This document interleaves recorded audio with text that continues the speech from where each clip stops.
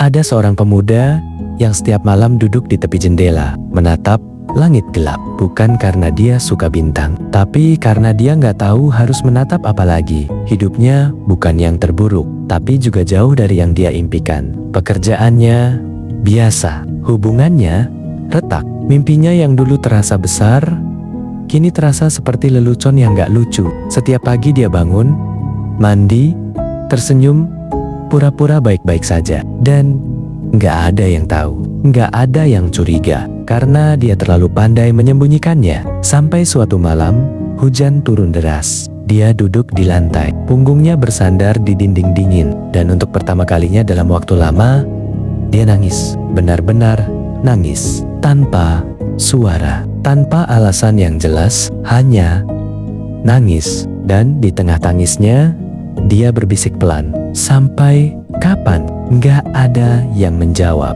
hanya suara hujan. Tapi keesokan paginya, sesuatu yang aneh terjadi.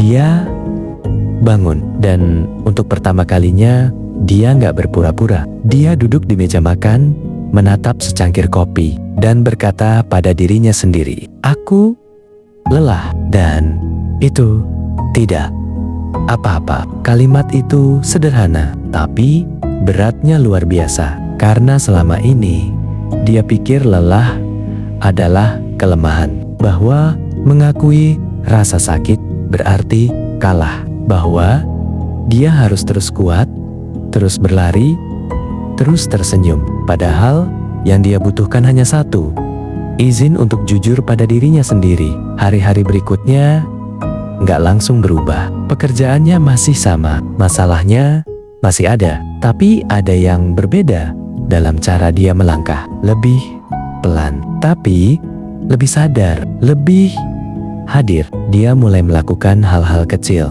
Jalan pagi, nulis satu kalimat sebelum tidur, menelepon ibunya yang sudah lama nggak dia hubungi. Hal-hal kecil yang dulu terasa nggak penting.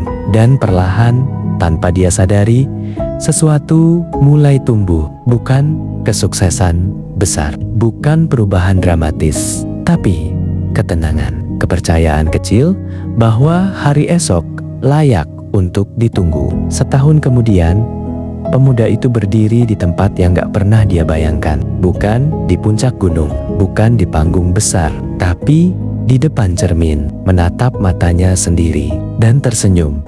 Bukan karena hidupnya sempurna, tapi karena dia masih di sini, masih berdiri, masih berjuang.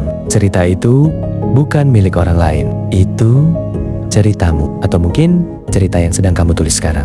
Dan kalau hari ini kamu ada di bagian yang gelap, di bagian dimana kamu nggak tahu harus melangkah kemana, ingat satu hal: setiap cerita yang luar biasa pasti melewati bab yang berat, bab yang bikin pembacanya hampir berhenti. Tapi justru di sanalah keajaiban dimulai. Jangan tutup bukumu sebelum sampai di halaman terakhir, karena halamanmu belum habis, dan bab terbaikmu mungkin baru saja akan dimulai. Tetap berjalan, kamu lebih kuat dari yang kamu kira.